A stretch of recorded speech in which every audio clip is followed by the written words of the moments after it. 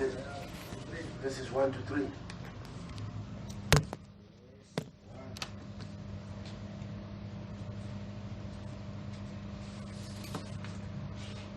Yaniko wakatenda zvakaparidzirwa ruoko rwaJehovha rwakaratidzwa kunani nokuti wakamera pamberi pake sebukira nyoro somudzi unobuda pavhu rakaoma. Haani chimiro kana umambo kana tichimuona hakuno kunaka kuti timude. Wakazvidzwa nokurashwa navanhu, munhu wokurwadziwa, wakaziva urwere somunhu unowanzirwa navanhu zviso zvavo. Wakazvidzwa nesu hatina kumukudza. Verse 10.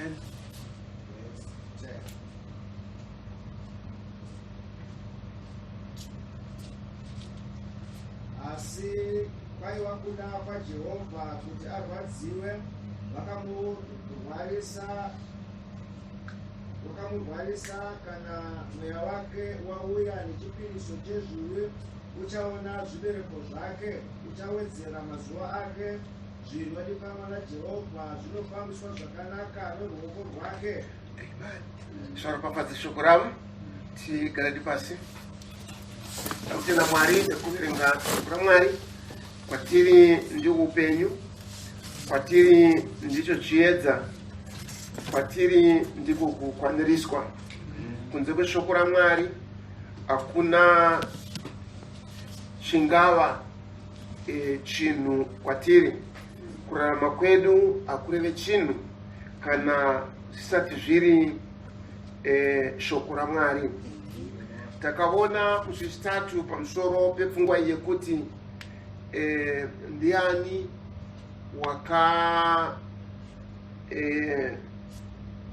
wakajekerwa kana kuti wakagamuchira mharidzo kana kuti kutaura kwaMwari. Takaona nenyasha dzaMwari kuti Mwari vanoita zvinhu but kwete nenzira inongova isu vanhu. Mwari vanotaura kwete nemutauriro unongova isu vanhu. Paul anotaura kuvaRoma achiti isu hatigone kunatsa kunyengetera, asi mweya waMwari matiri unogomera namashoko asingagone kutaurika.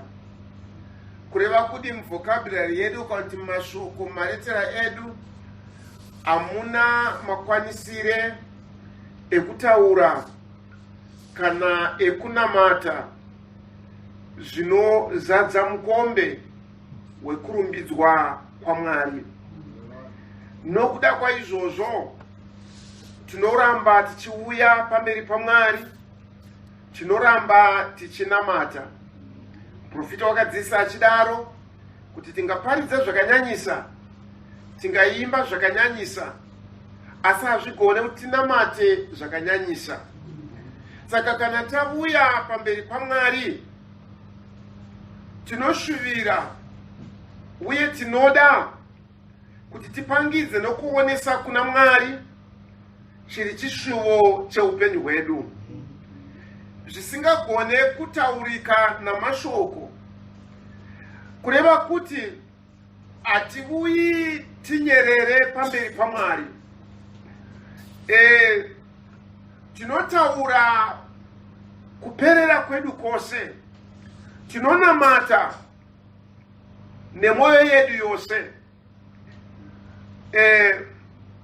Tinoramba tichitaura tiine shuviro yekuti mukuramba kwedu tichitaura tichazotaura zvakafanira zvinonotisvitsa pakuti mweya waMwari uchiita take over. Amen. Ishe Jesu waiva muenzaniso wakanaka wokunamata. Kuuya kwake panyika kwakataurwa kare navaprofita. kukaparijirwa Maria na Gabriel hakuna kuuya nenzira inongova kuti wangovuya, asi kwaiva kukwaniriswa kweshoko raMwari zvichiitwa neruoko rwesimbiso yezvakadiwa naMwari, Mwari achitaura kuuya kwaJesu panyika. Zvadero aberekwa, musi waberekwa, vatumwa vakaudza vafudzi vakati muBheterehema maberekwa muponesi. Aberekwa, zvakaziviswa vachenjeri kumabvazuva kuti iye waberekwa. Akaberekerwa chikonzero chakarehwa naGabriel, zita rake richanzi Jesu, nekuti ndiye achaponesa vanhu vake pazvivi zvavo. Aine 12 years asara kuJerusarema, vabereki vake vafamba vaenda vamutsvaka. Pavakamuwana vachimubvunza sei wanga aita zvaanga aita, wakavaudza achiti ndaifanira kuva pabasa rababa vangu. Ava namakore 30 akaenda kuna Johani akati amubhabhatidze. Wabhabhatidzwa? Nzwi rakareva richiti uyu ndiye mwanakomana wangu. Zvikasimbiswa maari. Toti isu nenzira dzose dzingadai dzaikwanisa kusimbisa zvaiva iye. Nenzira yeprofesi, vaprofita vakanguva vataura pamusoro pezvake. Nenzira yavatumwa vakataura kunyangwe naMaria, vakataura navachenjeri, vakataura navafudzi pamusoro pezvashe Jesu. Saka kuva zvaaineri kwangu kwakasimbiswa kunhivi dzose uyezve navanhu. Amen. Asi pane chinhu chimwe chaanga asingaparadzaniswe nacho, ndiko kunamata. Pose paaiwana mukana wainamata. Rimwe zuva vaGiriki vakauya vachimutsvaka. Vamutsvaka, wakataura achiti zvino mweya wangu unorwadziwa. Ndoti kudiko pamusoro penguva iyi?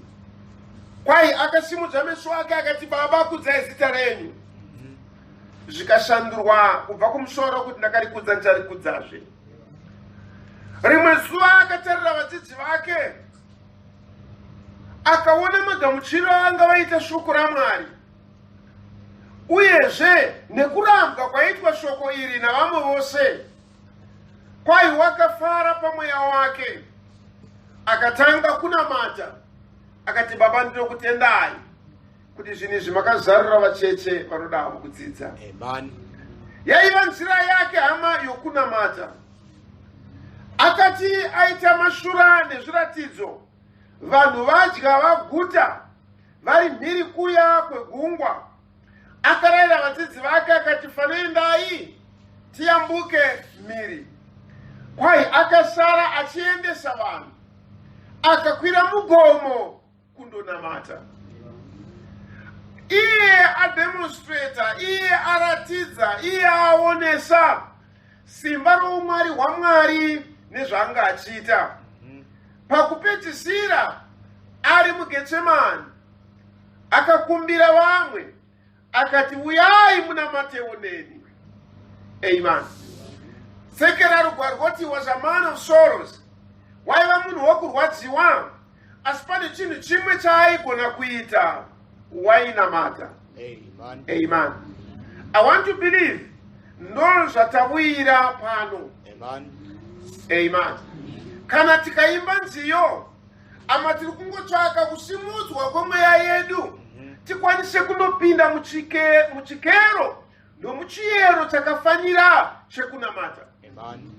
Kunyange kukaparidzwa, I want to believe mari icho inofanira kuti itiendese patinonoona utera hwedu, Amen. tonamata kuna Mwari. patinoona zvivi zvedu tochema kuna Mwari. Amen. Ama kana iri nguva yokunamata ngairege kuva kure nesu, ngairege kuva youtorwa kwatiri. Ngativei pakunamata munguva dzose. Zvikuru sei kana kana isu vari voushe hwaMwari tasonganiswa pamwe. Ishe vatibatsire. Ndo zvakasviita vakatitangira.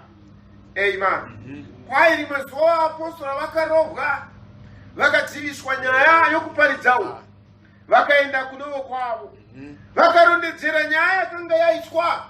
Bhaibheri rinoti achiti vakapinda mumba vakatanga kunamata. Amen.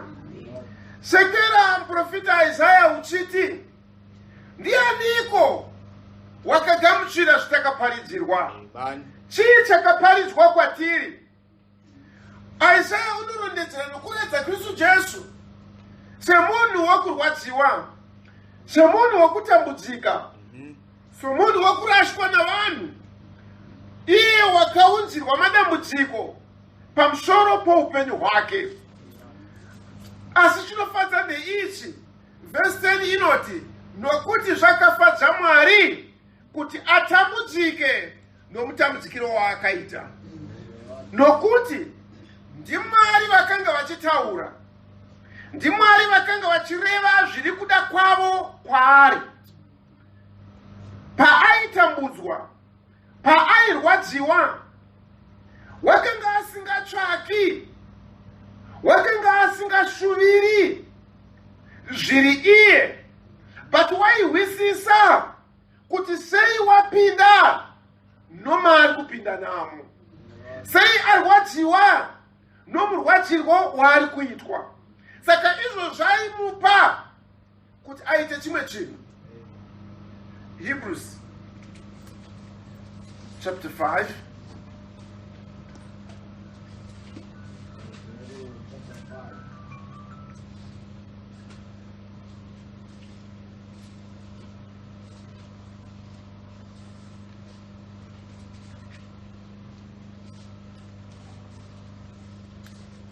verse 7.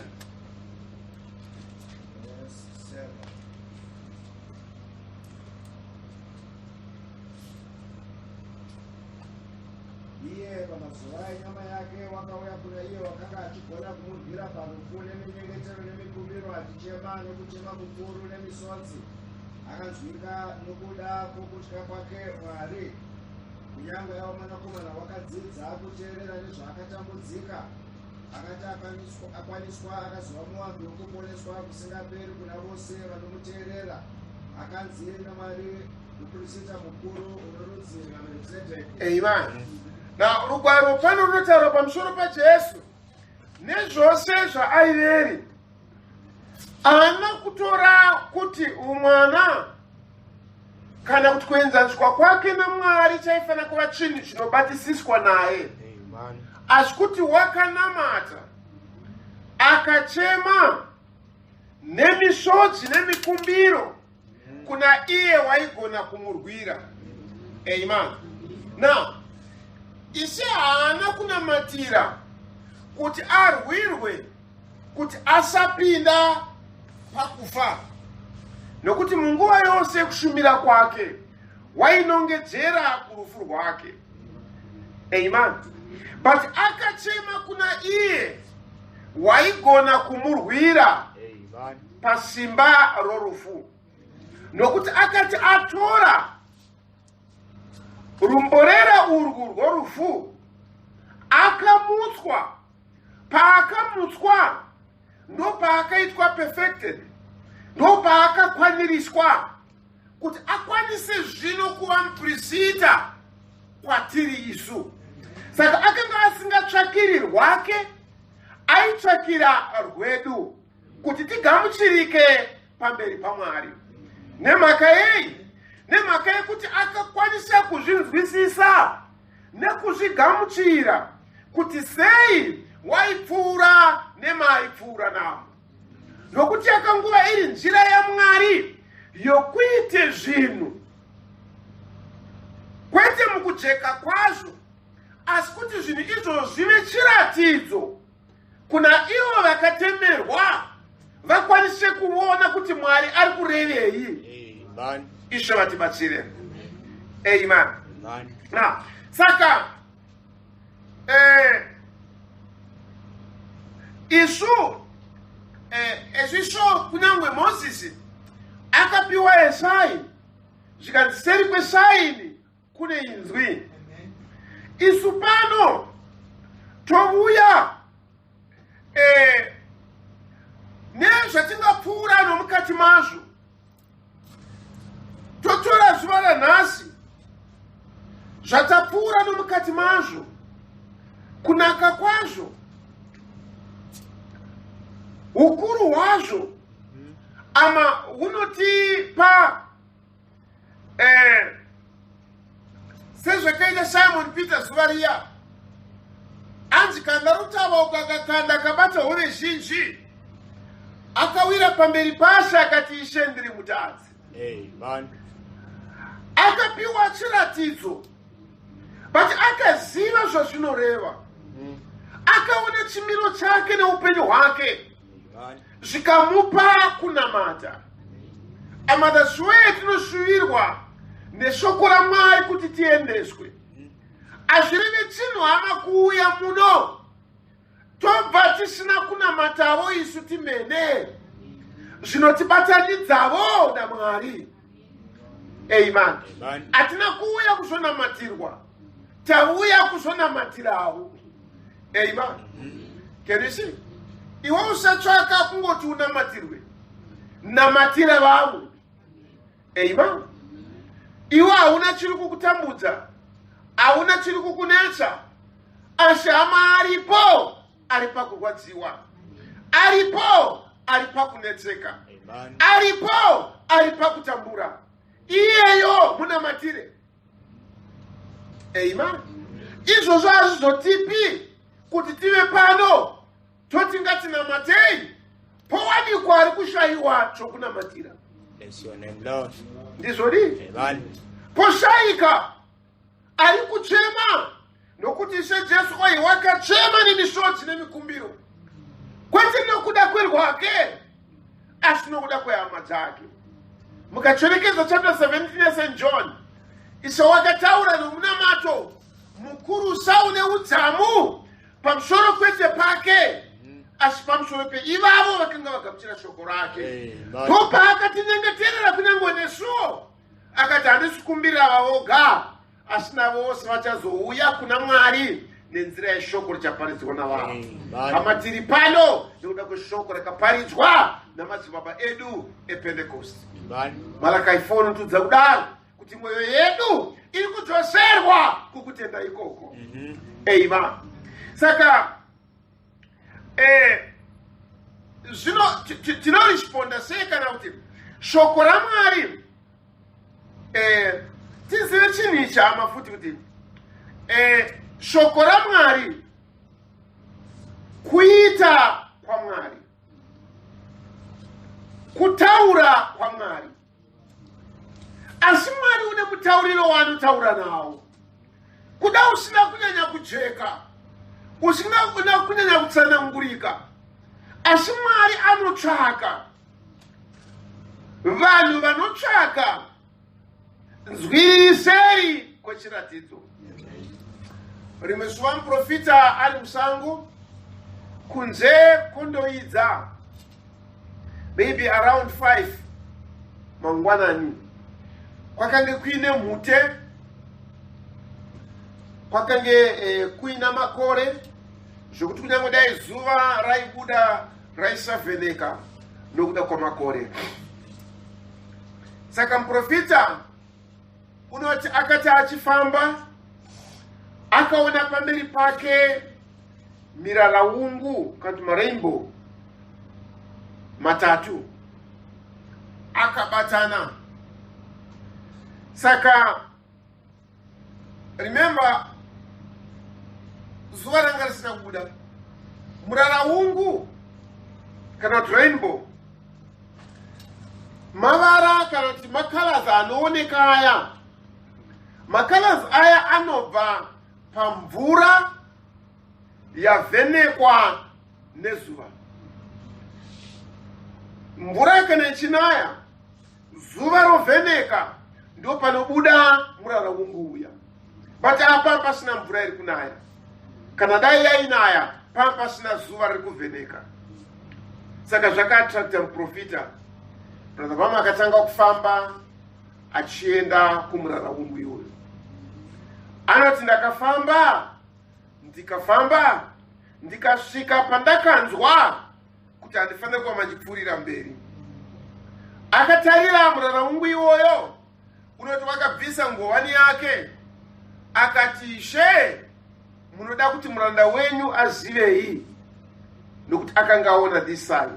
Amen. Inzwi rikadzoka kwaari richiti, Jehovha weOld Testament ndiye Jesu weTestament itsva. Can you see? Mwari waida kumutaurira, Mwari waida kumusimbisira. Yes, tingazviziva, tingazvibona, tingazviverenga. I want to believe muprofita panguva iye akanga kutobhabhatidza vanhu muzita raJesu Kristu, achiziva kuti Baba, Mwanakomana, Mweya Mutsvene zita ndi Jesu. Kureva kuti Jehovha iye wainzi Baba ndiye ane zita iri, nokuti Ishe vakauya vachiti ndinouya nezita raBaba. Saka waizviziva, asi Mwari iye unoratidza zviratidzo zvake. Mwari unotaura. Sekera Isaya wakabvunza, ndianiko wakanzwisisa, ndiani wakagamuchira zvatakaparidzirwa? Ruoko rwaJehovha rwakaratidzwa kuna aniko? Kana Mwari achiratidza ruoko rwake, kana Mwari achiratidza zviri kuda kwake, unozviita nenzira iri chiratidzo. Then zvakatora muprofita kuti maari ahwisise, azvigamuchire kuti pane Mwari chaakataura neni. Dai taiuya nemwoyo yedu nomutoo wakadaro, kuti Ishe, ndava kuenda kunoungana navanhu, ndava kuenda kuservice. Chii chamunoda kuti ndizive? Chii chamunosvivira neupenyu hwangu? Chii chamunoda kubva pakuungana kwandichava nako? Chamunoda kutaura nomweya wangu? I want to believe izvo zvinotiunza kukunamata. Amen. Saka Mwari unotaura nomutoo wakadaro, kuti Mwari unoratidza zviratidzo zvake. Mwari unotaura kuburikidza namasigns nezviratidzo zvaanoratidza, kuti pave navanhu vakagara vakachenjerera kuda kuti vatsvake nokuziva zviri kuda kwaMwari. Ishe Jesu akataura nemufananidzo, kusvika vadzidzi vake vakamubvunza, munotaurireiko nemufananidzo? Akati, zvakapiwa kwamuri imi kuti muhwisise zvakavanzika zvaMwari. Amen. Saka vagara mumba vachiti vanoti, titsanangurirei mufananidzo womukushi. Amen. Mavari vaida kutsvaka, mavari vane hanya yekuda kuziva chakavanzika chezvataurwa nomufananidzo. Dai Mwari vaitibatsira kuti zviratidzo zvaMwari, mifananidzo inopiwa kuupenyu hwedu, itipewo nzara nenyota yekuda kuziva kuti Mwari unorevei, Mwari uri kutaurei nezvaanondionesa. Amen.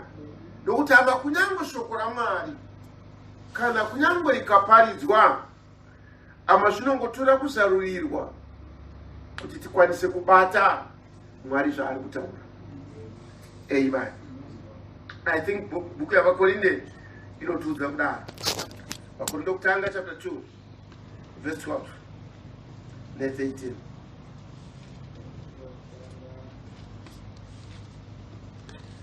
Chapter 2 verse 12 to 18.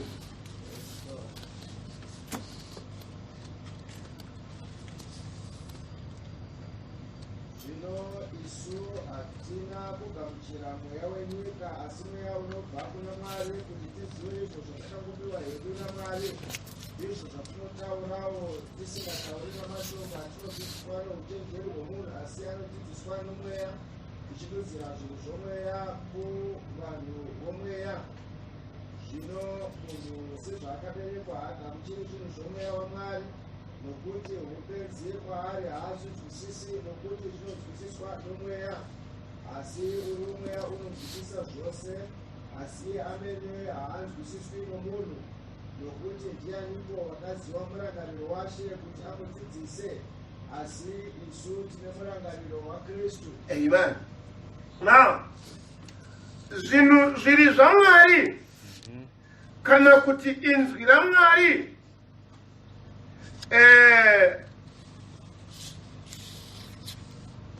rine chikonzero charinowira kwatiri. Kwai isisu tinodzidziswa nomweya waMwari. Amen. Tinounzwa muchikoro chaMwari kuti tidzidze zviri Mwari. Izvi zvinoitwa nomweya waMwari. Amen. Saka Mwari unodzidzisa sei?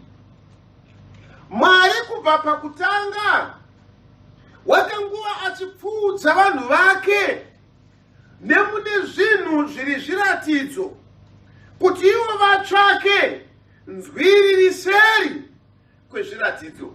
Amen. Ishe vatibatsire. Mwari waiita navanhu.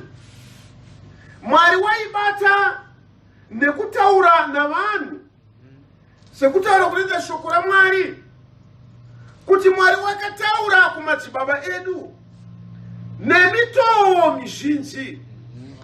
Is that right? Panguva dzakasiyana.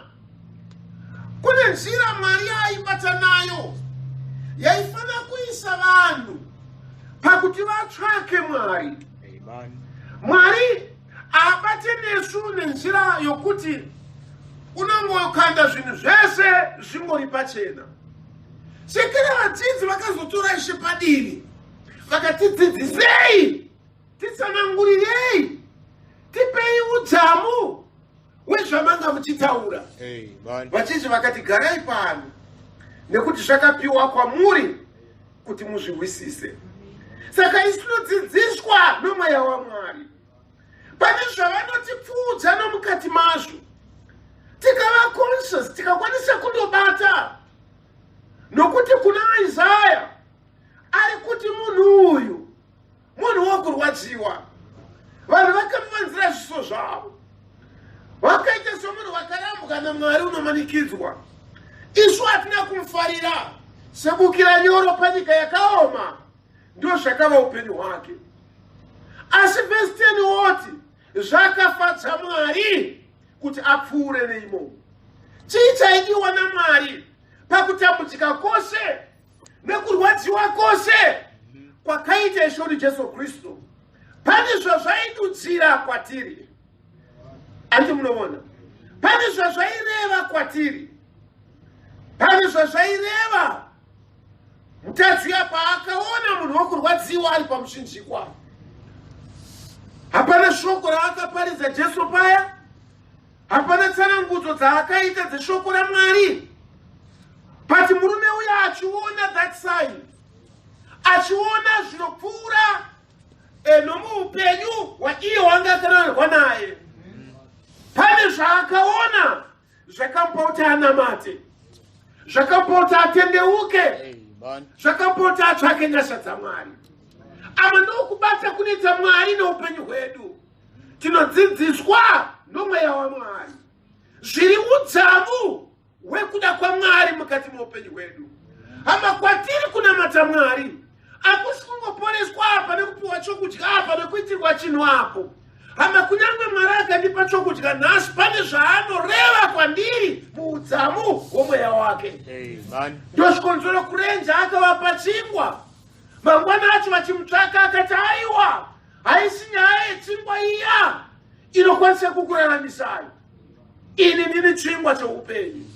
Pavakapiwa chingwa it was a sign yekuti pane kunobva upenyu. Isha akataura navo vakubva vaudzwa kuti dya nyama yangu. Akati kwadzidzi vake nemi muchaendawo here? Simon Peter akati tingaende piko? Imi ndimi nemashoko eupenyu. Amen. Simply pakungodya chingwa kurenje zvakavapa chizaruro chekuti pane kune chingwa chiri chaicho. Pane kunobva upenyu chaiwo. Amen. Amen. Sezanya ndapiwa nhasi ini, ndararamiswa, ndava mupenyu, zuva ravira ndichifema. Zvorevei kwandiri kuti kune upenyu huri chaiwo, kune upenyu hwakanaka kudarika upenyuwo. Kana ndafadzwa nazvo, kana ndafarira, kana ndatendeseka pamberi paMwari kuti Mwari wandiitira chinhu chakanaka kuti wandiraramisa, hama Mwari aperere paupenyu hunokoga.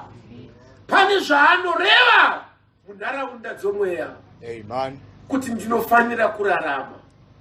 Amen. Asi kuti ndirarame zvinodei? Tinowisana.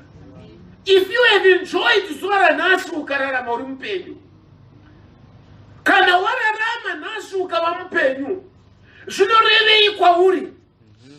Zvongoreva ndapiwa rimwe zuva rekuita mari, ndapiwa rimwe zuva rekushanda, ndapiwa rimwe zuva rekuita icho kana icho. Hama kana zvakadaro, hama tiri vanhu vasiri kudzidziswa neuchenjeri hwaMwari. Amen. Zvinondipa nzara, zvinondipa nyota yezviri chaizvo. Kana ndishuvira zviri nani paupenyu huno. Pane vanorwara vati dai ndapora. Pane vari kutambudzika nhasi vanongodai Mwari wandibatsira. Pane ari kushayiwa nhasi vanongodai Mwari wandizarurawo mawindi ekudenga. Izvozvo hama zvinoparidza chimwe chinodarika kuti ungopiwa chokuraramisa panyika. Amen. Amen. Zvinokupa kuti uzive kuti kune upenyu huri chaiwo. Ishe vatibatsire. Ndizvodi. Saka izwi raMwari kwatiri rine chikonzero chekuti kana takwanisa kuri recognize, takwanisa kuriona nekurigamuchira, zvinondopinza mweya yedu muudzamu hwekuda kwaMwari. Nekuti verse 10 yaIsaya yati zvakafadza Mwari kuti apfuure nemaakapfuura namo.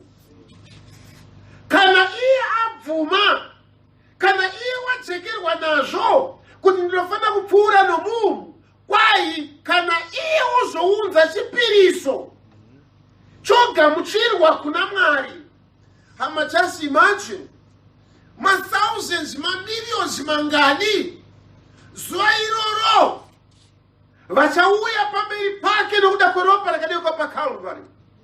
Iye ovatora ovaisa kuna Baba kuti izvi ndozvakabuda pakufa kwangu paKalvari. Nokuti Rugwaro rinotaura richidaro kuti tichazviisa pasi paKristu, Kristu ozviisa pasi paMwari, Mwari ova zvose muna wose. What a day that will be. Asi zvakauya hama namarwadzo aifanira kuti aunze vanhu mukuziva kuti Mwari ari kudei noupenyu hwavo. Ishe vatibatsire. Mwari pane chaari kuda pamweya yedu, as much as tinopfuura nemune zvinhu zvinongooneka panyama. Amen.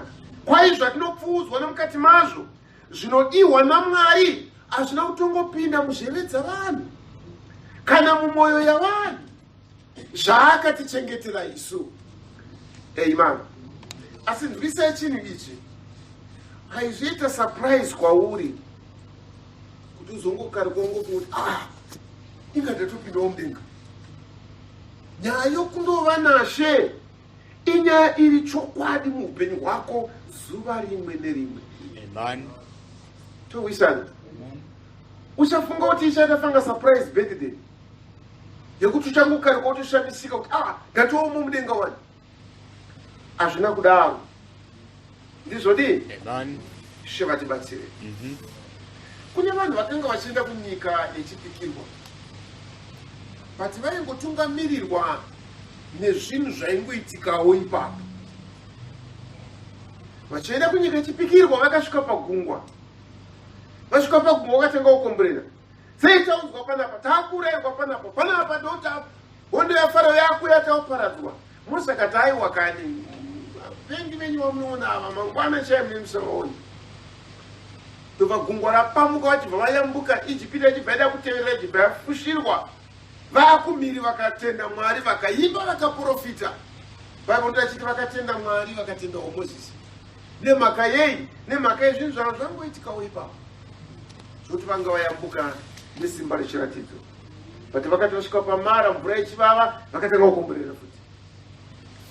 Mose akanditsvaka muti waakatora mashizha akakanda mvura ikaita zvakanaka, vakamwa mvura vakatanga kufara futi.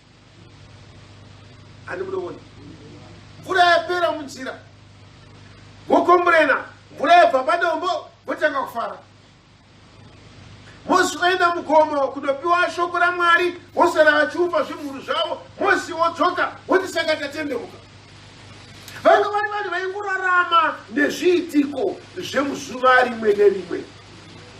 But Bhaibheri rinotaura pamusoro paJoshua naKaleb. Zvanzi vaiva nomumwe mweya mavari. Pese pavaiona zvaiitika nepavaipfuura nepavaipfuura namo, mwoyo yavo yakanga iri hooked, mweya yavo yakanga yakabatwa nemugumo wechavakabudira kuIjipita kuti vanopinda munyika yechipikirwa.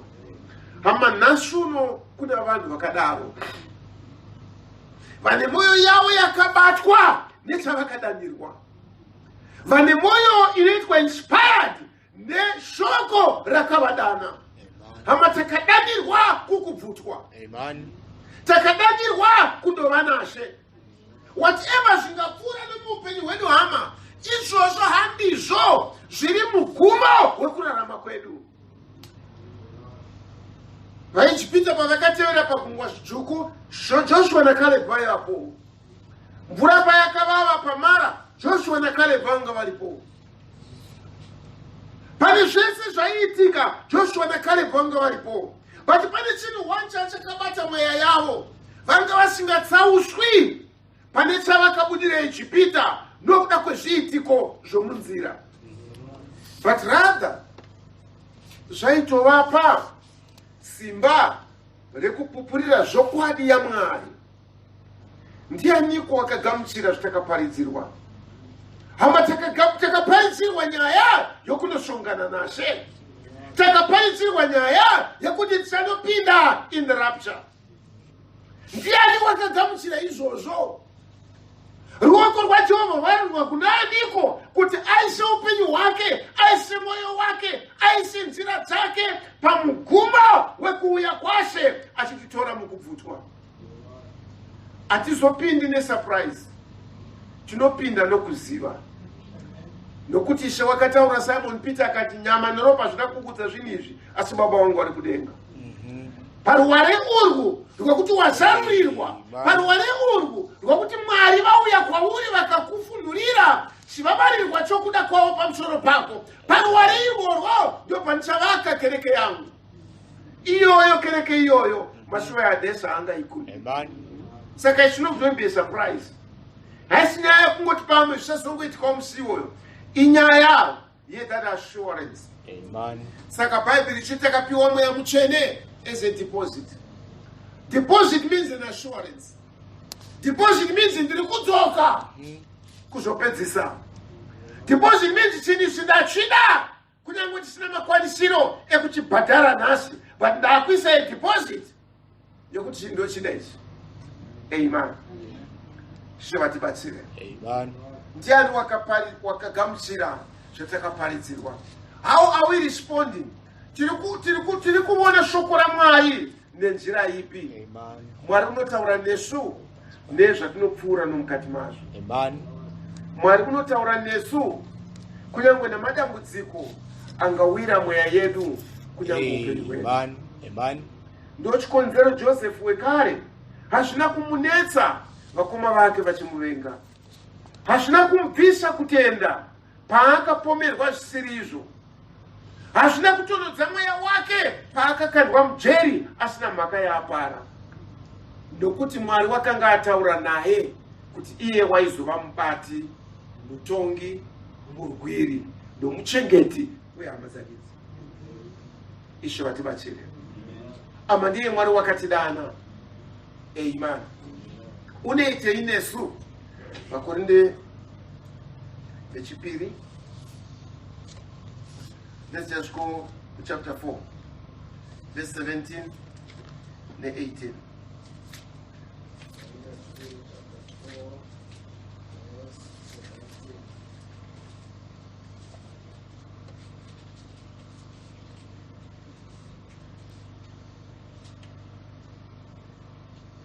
Kutambudzika kwedu kwakareruka kuripo chingwa chiduku kunotiitira kubwinya kukuru kwakaisvonaka kusingaperi, tisingatariri zvinoonekwa asi zvisingaonekwi, nokuti zvinoonekwa zvinopfuura asi zvisingaonekwi ndozvokusingaperi. Thank you. Pane zvatinopfuura nomukati mazvo. Paul ari kuti pano kutambudzika kwedu kuduku, our light affliction. Yes, kana tikazvitarisa pamwe tinozviinterpreta kuti kurwadziwa kwangu kwakanyanyisa. Tikazvitarira tinoona kuti nhamo yandi kupfuura nemukati mayo yakanyanya. Yes, mukunyanya kwayo rugwaro rwuri kuti it's a light affliction, kutambudzwa nokurwadziwa kudiki, asi izvozvo zvinobereka kubwinya kwaMwari. Can you see? Saka Mwari ari kurevei ikizva sesai anotendera zvinorwadza zvipfuure nomuupenyu hwedu. Anotendera kurwadziwa kupfuure nomatiri, nokuti Ishe unonzi munhu wokurwadziwa. Amen. Wakavanzirwa zviso navanhu, wakabuda sebukira nyoro panyika yakaoma. Kwaari kwangu shina chinoita kuti vanhu vakoyerwe kwaari, asi zvakafadza Mwari. Amen. Saka zvakafadza Mwari wokumusoro kudenga kuti akupfuudze nemouri kupfuura namo. Amen. Ezesai sechiratidzo chekuti iwewe usaona zvouri kuona izvi, nokuti kwai hatifambi nokuona, tinofamba nokutenda. Amen. Towisana. Ngadzoke zvekare pana Vakorinde chapter 4 ipapo.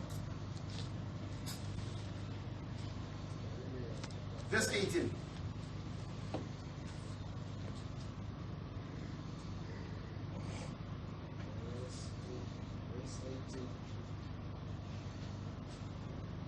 Vakorinde vechipiri chapter 4 verse 18. Tisingatariri zvinoonekwa asi zvisingaonekwi, nokuti zvinoonekwa zvinopfuura asi zvisingaonekwi ndezvokusingaperi. Amen.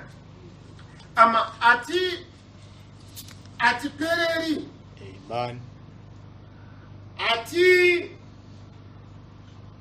Raramiri pane zvinhu zvinooneka izvi. Zvanzi zviri temporal. Amen. Tinokuisana. Hazvigari nokusingaperi. Amen. Zvinopfuura. Amen. Saka hazvizvo zvinobata upenyu hwedu. Yes, tiri kupfuura nomazviri, but they are only a sign iri kunongedzera kune zviri chaizvo. Tokuisana.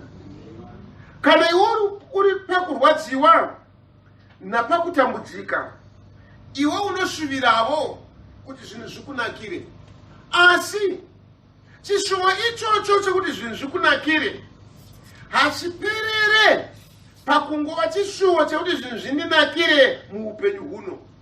Zvinonosika zviri udzamu hwechishuwo chokurarama kuri chaiko, nekuti kwai zvisingaoneki ndo zviri itena, ndo zviri zveziyendana kuenda. Saka Mwari kana vakandipfuudza nemune zvinhu zviri temporal, Mwari vakandiropafadza vakandipa chipo chakanaka muupenyu huno.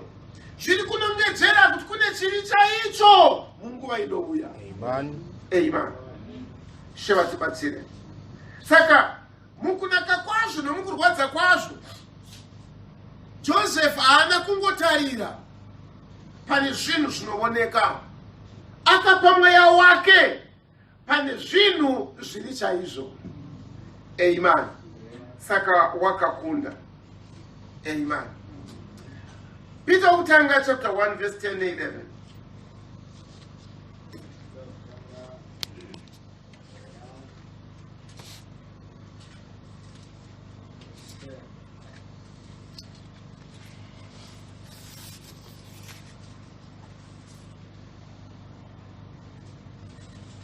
Ruponeso urwu rwakapundiswa nokutorwa kwazvo navaprofita vakaprofita zvenyasha dzamaizotirwa imi, vachinzvera kuti nguva ndeipi kana yakadini yakataurwa nomweya waKristu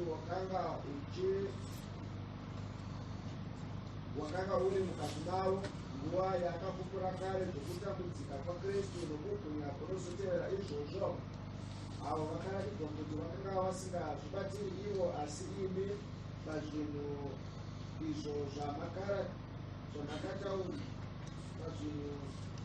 zvamakataurirwa zvino naivo vakakubaridzira ivhangeri nomweya mutsvene wakatumwa achibva kudenga. Zvinhu izvo vatumwa vanoda kuzvicherechedza. Amen. Kwai ruponeso urwu rwatinosuvira nokupanga rwakanzverwa nokutsvakisiswa kwazvo navaprofita vakaprofita zvenyasha dzataizoitirwa, vachitsvaka nokunzvera kuti nguva iyi ndeipi. Amen. You know, Mwari ane upenyu hwavakafuudza nahwo vaprofita, zvikandobata mweya yavo vakaziva kuti hatisi kuraramira zvazvino, pane zviri chaizvo zvinonongedzerwa nezvatiri kuraramira izvi. Amen. Vakatanga kutsvaka mugumo wezvaiva chaizvo zvezvavakapfuura nomukati mazvo. Saka Paul achiti amakana Kristu achitibatsira paupenyu huno koga tiri vanhu vanodzidza urombo, vachitsvaka nokunzvera. For instance, Mwari wakaratidza Enoch. Enoch akaona vatsvene. And I want to believe Enoch akaona imi, akatanga kuraramira, kwete zvenguva yake asi zvenguva yokuuya kwashe. Kwai akafamba naMwari, so much that akazosvika pakuitwa raptured. Akanga ari number 7 kubva kuna Adamu. Ama kubva kuna Adamu kusvika kwatiri pane nguva inokwanisa kusvika 6,000 years. But Enoch akararamira zvenguva ino ari seri ikoko. Amen. Akapfuudzwa mberi mukurarama nekuda kwezvaakaona zvine mugumo uri kururama kwaMwari. Sekera kwai vaprofita pavakaona zvakapfuura nomuupenyu hwavo, pavakaona zvavaidarika nomazviri, zvakavaratidza kuti pane chiri chaicho chiri mberi. Amen. Ndo ruponeso runotsvakwa nemweya yenyu. Kwai vaprofita vakanzvera pamusoro paro. Ndiani wakatenda zvitakaparidzirwa? Ruoko rwaJehovha rwakaratidzwa kuna ani? Amen. Kuti amazvitipe isu maruramire ekutsvaka chiri chokwadi chechatakadanirwawo naMwari. Amen. Tisava vanhu vanongoraramira mune zvinhu zvinongova nhasi. Enoch haana kudaro, vaprofita havana kudaro. vakatsvaka, vakashuvira chakakwana chechavaipfuura nomukati macho. Amen. Rugwaro runoti Mozisi wakanga akatendeka paimba yake yose. Sei wanga akatendeka? Hama Moses akaona tabernakeri iri chaiyo. You get the point?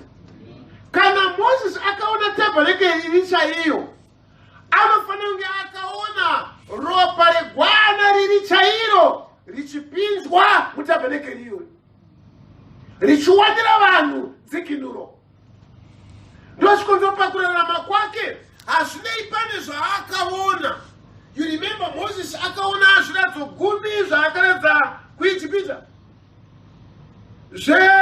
zvimvura mahwe, zverima, zveropa, zvematatya, zvenhunzi, zvemamota, zvese zvaakazviona. But Moses akauya kuna Jehovha akati, Jehovha, kana makandidana nezita rangu muchindiziva, ndiratidzei kubwinya kwenyu. Amen. Shavatibatsire. Ama Moses wakatsvaka nokushuvira zvinodarika kungoona ruoko ruchiita maperembudzi richipora zvekare, tsvimbo ichiite nyoka ichidzokera zvekare kuva tsvimbo. Pane chaakatsvaka chaineri chaicho, pane zvaakapfuura nomukati mazvo. Ndiani wakagamuchira zvatakaparidzirwa? Mozisi wakazviona zvaakaparidzirwa nokuti akabudisa vaIsraeri muunapwa. But mwoyo wake wakazviziva kuti kubudisa kwanoita vanhu ava unongova mumvuri wezviri chaizvo. Pane muprofita anofanira kuuya achadzikinura vanhu kubva musimba rorufu, anova ndiye Kristu. Amen. Nemhaka yei? Because akagamuchira zvaakaparidzirwa, akaona zvinorehwa nechiratidzo chaakaitwa iye mubati ene minista wedzikinuro yavanhu, zvichiparidza kudzikinurwa kuri chaiko. Sekera Peter ati vaprofita vekare vaitsvaka nokupanga kuti nguva ndeipi uye yakadii yairehwa nomweya waKristu wakanga uri mukati mavo. Amen. Pavakatambudzika vachitsvaka nokushuvira izvozvo zvatakazoratidzwawo isisu. Amen. Kana zvakapangwa nokutsvakwa navaprofita vakatitangira, isu tozozviratidzwa. Zvinofanira kuunza kupanga kwakakura sei kwokuona chaizvo izvo nawo zviri zvokwadi yekutenda kwedu, zviri zvokwadi yekunamata kwedu. Nekuti ama zvose vatikupfuura nemukati mazvo unongowo mumvuri wezviri chaizvo. Kana taungana, mumvuri wekuungana chaiko. Kana taakunamata, hama mumvuri wekunamata chaiko. Nokuti kana kwakunamatwa chaizvo, mweya waMwari unotaura matiri namashoko asingarehwi. Saka hama kana tichiuya kuti kunamata kwedu kuzobereka kunamata kwomweya mutsvene mukati medu, kunofanira kuva kunamata kwakaita sei? Kunofanira kuva kwakakura sei pamberi paMwari? Kunofanira kunge kuri kwakaperera sei? Kune sincerity yakadii? Kune kuperera kwakadii? Kune kutendeka kwakadii? Kune upenyu hwakadii pakurarama kwako, kuti tizoona zviri chaizvo. Amen. Nokuti Mozisi aizviziva kuti tabhenekeri yamatebwe yandiri kuvaka haisiriyo chaiyo, kune iri chaiyo.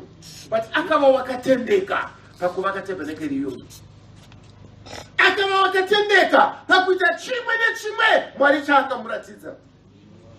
Tinofanira kuva vakatendeka sei pane zvatakadanirwa kuti zvive chokwadi chekudanirwa kwedu. Ndiani wakagamuchira zvatakaparidzirwa? Ruoko rwaJehovha rwakaradzikwa kuna aniko? Sidai Mwari vaitibatsira. Munguva yaMozisi nekutendeka kwake kwose, bhuku yavaHebheru chapter 4 inoti vakatitangira ivavo vakararama naMozisi vakanzwa ivhangeri sezvatakanzwa isu, but vhangeri yavakanzwa vada kuivhenganisa nekutenda, zvikasabereka. zvakashuyiwa naMwari pamusoro pavo. Mwari akapika akati kwavari, hamungapindi muzororo rangu. Amen.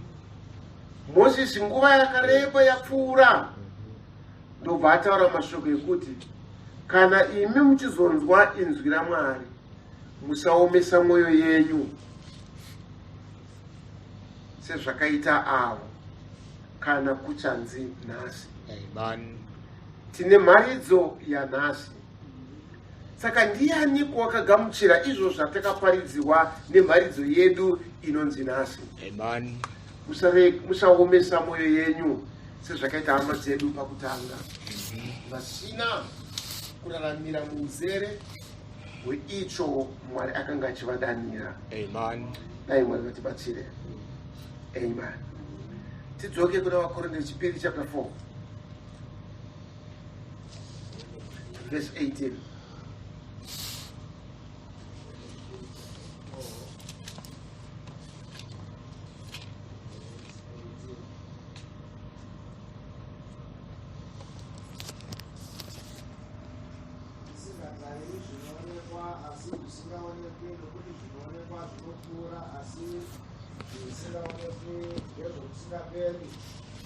Chapter 5, iyoyo verse 7.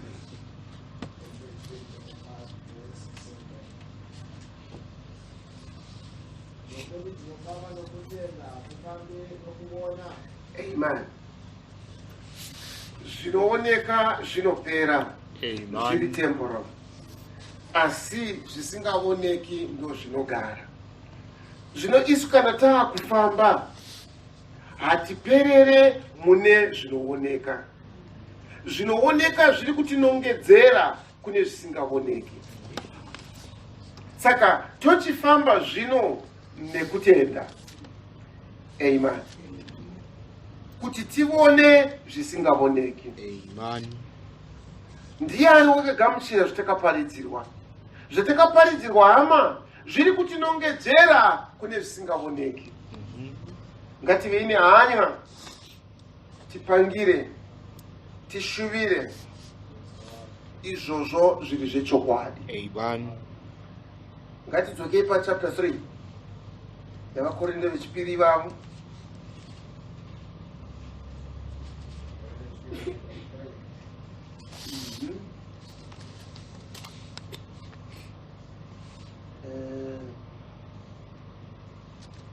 Can you go to verse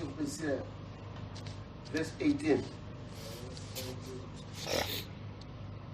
Zvino isi tose tinoti tichitarira nechiso chisina kufukidzwa kukubwinya kwacho samachioni-oni, tinoshandurwa tichifanana nomufananidzo iwoyo, tichibva pakubwinya kumwe tichienda kune kumwe kubwinya zvichibva kuna She mweya. Amen. VaIsraeri kwai vakafukidza chiso chaMozisi kuti vasaona kubwinya kwaMwari. Nazvino chidzitiro ichocho chiri pamwoyo yavo. Kana Mozisi achirabwa havawisisi. Asi isu nechiso chakazaruka, ndozvarehwa neshoko raMwari di. But we all with open face, nechiso chakazaruka, tinotarira pakubwinya kwaMwari. Amen. Kana tatarira pakubwinya kwaMwari, sezvaita vaprofita vekare, vaishuvira, vaipanga nguva ndeipi iri kurehwa nomweya waMwari. Isu nawo hatisiri kuona mufananidzo mumugumo womufananidzo iwoyo, asi kuti tava kuona nokujekerwa kwechikonzero takaratidzwa mufananidzo wacho. Tinoona kubwinya kwaMwari pachiso chesu Jesu Kristu, zvounza patiri kuti titsvake, tipange, tishuvire kuva muimeji iyoyo. Ndochikonzero hativhiringidzwi nezvinhu zvenyika nenguva yedu. You remember Jesu Kristu akaratidzwa kubwinya kwese kweushe hwapanyika akanzi kugwinya ikoku kundinokupa kana ukandinamata.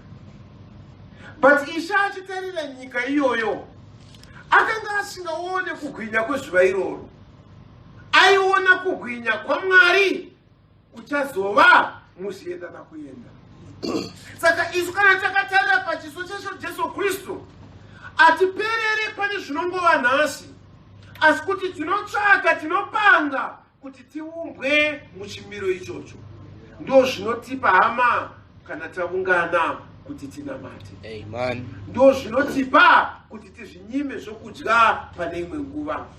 Ndo zvinotipa kuti titendeuke pautera hwedu kana tawira mahuri. Kuti zvivake matiri chiri chaicho chinonongedzerwa nemharidzo yatakaparidzirwa. Atiperere mumvuri, atiperere muchivonivoni. Tinoshuvira kuti zviri chivonivoni zvive zvokwadi muupenyu hwedu, zvive ndizvo zviri upenyu chaiwo. Sekera Paul anotaura kuna vaKorose, is it chapter 3? Vakorose chapter 3, can you just read verse 1, I think?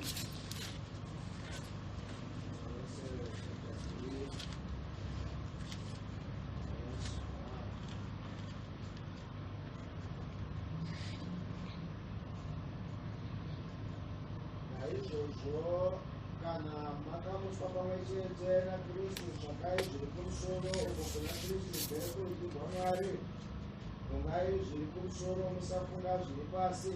Thank you. Can you go to verse 10? Verse 10. Mukafunga munhu mutsva unowandudzwa pakuziva pane wakamusika. Amen. Kana tiri vaKristu, kana takaunzwa kuna Mwari, takamutswa pamwe chete naKristu, kwai tinofunga zviri kumusoro. Amen. Our affection, shure yedu, kupanga kwedu ndekwe zviri chaizvo. Ndizvodi kunemi munoenda kubasa munoshanda, ndizvo hazvo kuti mukashanda munoda mari yekutenga chokudya chomusiwo kuti mugone kushanda. But nyaya iripo chaiyo haisi yekuti imi muri kuendera kubasa kuti muzodya lunch kubasa. Pane zvinhu zviri upenyu zvamunopanga, zvamunoda kuti zvimisikidzwe nekushanda kwamuri kuita. Ndizvodi? Amen. Ndozvo zvakaita pakunamata kwedu. Kana tikashuvira ichi nechecho, ndizvozvo zvinongowo zvibatiso zvekuti tiwane zviri chaizvo. Is that right? Hakuna mushandi uchafadzwa naemployer wake akamutengera lunch nhasi, mangwana omutengera lunch, mangwana omutengera lunch, mwedzi wapera. Wotanga mwedzi achingotengerwa lunch. Yes, ari kupiwa chokudya, but ndizvo here zvaanoshandira? Tiri kushandira here isu? Tiri kunamatira here isu? Kuti tingowana ichi apa neicho apa neicho apa? No, sir. Tichikona kuona maridzo yatakaparidzirwa Help us, Lord. yekuti hama rimwe zuva kune kubvutwa. Help us, Father. Saka imi kana makamuswa pamwe chete naKristu, chishuvirai zviri kumusoro kudenga. Asi izvozvo hazvioneki nameso awa, zvanzi zvinooneka nekutenda. Amen. Tichibva pakugwinya tichienda pane mumwe kugwinya. Amen. Amen. Saka our affection, kufunga kwedu nokuda kwedu, kova pamusoro pezvinhu zviri kumusoro. Amen. Nokuti takafuka munhu mutsva anovandudzwa pakuziva kuti afanane nowakamusika. Amen. Ndo the whole concept yekunamata kwedu. Ndo chinovarirwa nekunamata kwedu. Kana kusingatisvitsi pakundova muchimiro ichocho, then kunamata kwedu kunova pasina. Amen. Maridzo yatakanzwa haisi kududzira zvayakaparidzirwa. Hatina kuparidzirwa kuti ngowana zvinhu zvinopfuura, anokuparidzirwa kuti tirarame mune zvinhu zvinodarika. Amen. Takadanirwa kune zvinhu zvinogara. Amen. Takadanirwa kuupenyu usingaperi. Takadanirwa kukubvutwa. Ngaive shuvo yemwoyo yedu. Ngakuve kupanga kweupenyu hwedu. Then to keep the fire burning, Mwari unokanda zvinodiwa neupenyu huno munzira yedu. Amen. Mwari anga asingade David kuti angouraya shumba. Mwari akanga asingaperere pana David kuti auraye bere. Mwari waida David kuti adzukunure Israel, ipiwe maboundary akapiwa Abraham kuti ndo nyika yandichakupa. Amen. Maiva muushe waDavid apo Israel yakaparadza vose vavengi vakanga vakaoccupya nzvimbo yakanga yapiwa Israel kuna Abraham. Asi David haisasvika ipapo asina kuuraya shumba, asina kuuraya bere, ozvoenda to the real enemy achindouraya Goliath. Can you see that? Saka Mwari pane kwaari kutiendesa kuri chaiko. Amen. Asi kuti tiende ikoko, Mwari anotipa this experience yeshumba iyi, experience iyi yebere. Amen. Can you see that? Saka atiperere ipapo. Ndochikonzwa David haana kuperera pabere pashumba. Musi wake wayabere akati ndakauraya shumba, bere rinofanira kufaira. Auraya bere, Goliath achibva auya haana kuperera pabere. Akati Mwari wakandiurayisa bere, uchaita kuti Goliath ndimuurayiwo. Asina kuperera pana Goliath. Akati kana Mwari wandipa simba pamusoro peuyu, vavengi veIsraeri vose vanofanira kuti vaparadzwe. And he did it. Solomon akatonga ushe asina hondo 1 yaakarwa. Nokuti David akanga apedza zvose. Pane tati kudanirwa naMwari hama, sekere chipfuura nematiri kupfuura navo. Sekere tiri kuona zvatiri kuona. Pane Mwari chaari kuda chinodarika kungorarama kuno. Ndo mharidzo yatakaparidzirwa. Ndiro shoko rakatumwa kwatiri. Saka ndiani wakagamuchira zvatakaparidzirwa? Shoko raJehovha, ruoko rwaJehovha rwakaratidzwa kuna aniko? Kana tingoona zvegungwa dzvuku riri kutivhiringidza iri nhasi, kana tingoona zvemvura yemara inongovava iyi, kana tingoona zvedambudziko rekuti chokudya hapana murenje, tikaperera ipapo hama, kunyange Mwari akatipindura,